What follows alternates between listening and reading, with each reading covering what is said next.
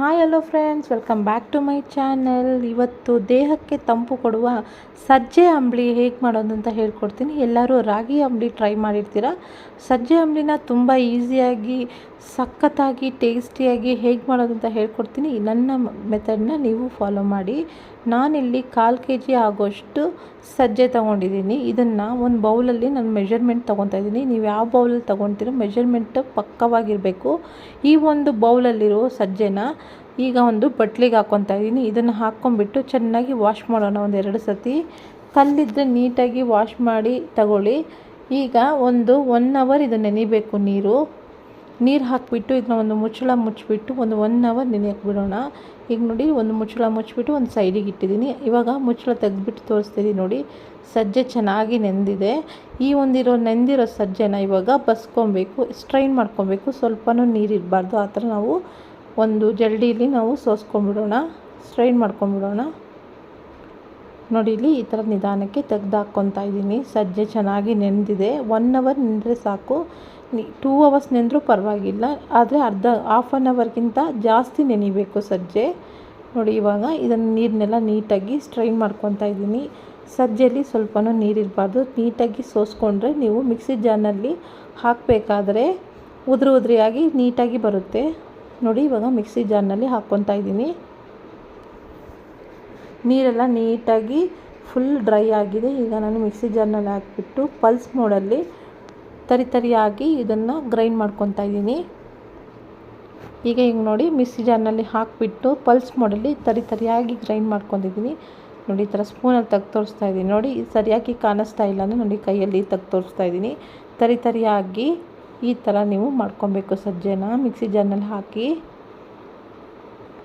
ಈಗ ನೋಡಿ, ಸ್ಟವ್ ಮೇಲೆ ನೀರು ಇಟ್ಕೊಂಡಿದ್ದೀನಿ. ಈ ಮೆಜರ್ಮೆಂಟಿಗೆ ಪಕ್ಕವಾಗಿರಬೇಕು. 1 ಬೌಲು ಸಜ್ಜೆಗೆ 3.5 ಬೌಲ್ ಆಗೋಷ್ಟು ನೀರು ಹಾಕಿ ಸ್ಟವ್ ಮೇಲೆ ಇಟ್ಟಿದ್ದೀನಿ. ನೀರು ಚೆನ್ನಾಗಿ ಬಿಸಿ ಆಗಬೇಕು. ಬಿಸಿಯಾದ ನಂತರ ಸ್ವಲ್ಪನೇ ನಾವು ಮಿಕ್ಸಿ ಜಾರ್ನಲ್ಲಿ ಹಾಕಿಟ್ಟಿರ್ತೀವಲ್ಲ ಸಜ್ಜೆನ, ಅದನ್ನು ಹಾಕಿಬಿಟ್ಟು ಕೈ ಬಿಡದ ಹಾಗೆ ನೀಟಾಗಿ ಈ ಥರ ತಿರುಗಿಸ್ಕೊಬೇಕು. ಗಂಟೇನು ಬರಬಾರ್ದು. ಆ ಥರ ನೀಟಾಗಿ ಮಿಕ್ಸ್ ಮಾಡ್ಕೊಳ್ಳಿ. ಸ್ವಲ್ಪನೇ ಹಾಕಿ ಮಿಕ್ಸ್ ಮಾಡ್ಕೊಳ್ಳಿ. ನಾನು ಸ್ವಲ್ಪ ಕ್ವಾಂಟಿಟಿ ಮಾಡೋದ್ರಿಂದ ಗಂಟೇನು ಬೀಳೋಕ್ಕೆ ಸಾಧ್ಯ ಇಲ್ಲ. ಆದರೆ ನೀವು ಜಾಸ್ತಿ ಕ್ವಾಂಟಿಟಿ ಮಾಡಬೇಕಾದ್ರೆ ಒಬ್ಬರು ಇದನ್ನು ಹಿಟ್ಟನ್ನು ಹಾಕಬೇಕಾದ್ರೆ ಒಬ್ಬರು ಈ ಥರ ಕೈ ಆಡಿಸ್ಕೊಬೇಕು. ನಾನು ಸ್ವಲ್ಪ ಕ್ವಾಂಟಿಟಿ ಮಾಡಬೇಕಾದ್ರೆ ನಾನು ಒಬ್ಬಳೇ ಮಾಡ್ಕೊತಾ ಇದ್ದೀನಿ. ನೀವು ಜಾಸ್ತಿ ಕ್ವಾಂಟಿಟಿ ಮಾಡಬೇಕಾದ್ರೆ ಈ ಒಂದು ಅಂಬಲಿ ಮಾಡಬೇಕಾದ್ರೆ ಒಬ್ಬರು ನೀರು ಕುದಿಯೋಕೆ ಇಟ್ಮೇಲೆ ಸ್ವಲ್ಪ ಸಜ್ಜೆ ಹಾಕ್ತಾ ಇದ್ದಾಗ ಒಬ್ಬರು ಮಿಕ್ಸ್ ಮಾಡಬೇಕು. ಯಾಕಂದರೆ ಗಂಟು ಬರದ ಹಾಗೆ ಮಾಡ್ಕೊಬೇಕು. ಇದು ಯಾವತ್ತೂ ದಪ್ಪ ತಳ ಇರೋ ಪಾತ್ರೆನ ತಗೊಳ್ಳಿ, ಆಗ ನಿಮಗೆ ಸೀದೋಗಲ್ಲ. ಸಿಮ್ಮಲ್ಲೇ ಇಟ್ಟು ಆದಷ್ಟು ನೀವು ಅಂಬಲಿ ಮಾಡೋದನ್ನ ಟ್ರೈ ಮಾಡಬೇಕು. ದಪ್ಪ ತಳ ಇರೋ ಪಾತ್ರೆಯಲ್ಲಿ ಈಸಿಯಾಗಿ ಬರುತ್ತೆ. ನೋಡಿ, ಇಲ್ಲಿ ದಪ್ಪ ತಳ ಇರೋ ಪಾತ್ರೆ ನಾನು ಇಟ್ಕೊಂಡಿದ್ದೀನಿ. ಈ ಥರ ನಿಧಾನಕ್ಕೆ ಮಿಕ್ಸ್ ಮಾಡ್ತಾನೇ ಇದ್ದೀನಿ. ನೋಡಿ, ಕಲ್ಲುಪ್ಪು ಸ್ವಲ್ಪ ಹಾಕ್ಕೊತಾ ಇದ್ದೀನಿ ಟೇಸ್ಟಿಗೆ. ಚೆನ್ನಾಗಿ ಬೆಂದು ಗಟ್ಟಿಯಾಗಿ ಬರುತ್ತೆ. ಆವಾಗ ಸ್ಟವ್ ಆಫ್ ಮಾಡಿಬಿಡೋಣ. ಈ ಥರ ಗಂಟು ಬರೋ ಹಾಗೆ ಸಿಮ್ಮಲ್ಲೇ ಇಟ್ಟು ಚೆನ್ನಾಗಿ ಬೇಯಿಸ್ಕೊಬೇಕು. ಸಜ್ಜೆ ಎಷ್ಟು ಚೆನ್ನಾಗಿ ಬೇಯುತ್ತೆ ಅಷ್ಟು ಟೇಸ್ಟ್ ಕೊಡುತ್ತೆ. ಅರ್ಧಂಬರ್ಧ ಬೇಯಿಸ್ಬಿಡಿ, ಹೊಟ್ಟೆ ನೋವು ಬರುತ್ತೆ. ಅದಕ್ಕೋಸ್ಕರ ನೀಟಾಗಿ ಬೇಯಿಸ್ಬಿಟ್ಟು ತೊಗೊಂಬಿಡಿ. ಇದು ಯಾವ ಸ್ಟೇಜ್ನಲ್ಲಿ ನಾನು ಆಫ್ ಮಾಡಬೇಕು ಅಂತೀನೋ ಸ್ಟವ್ನ, ಆ ಸ್ಟೇಜ್ನಲ್ಲಿ ನೀವು ಸ್ಟವ್ ಆಫ್ ಮಾಡಿ. ನೋಡಿ, ಚೆನ್ನಾಗಿ ಬೆಂದುಬಿಟ್ಟು ಎಲ್ಲ ಕಡೆಯೂ ಚೆನ್ನಾಗಿ ಬಬಲ್ ಬರ್ತಾಯಿದೆ, ಗಟ್ಟಿ ಆಗ್ತಾಯಿದೆ. ಸಜ್ಜೆನೂ ಚೆನ್ನಾಗಿ ಬೆಂದು ಬರ್ತಾಯಿದೆ.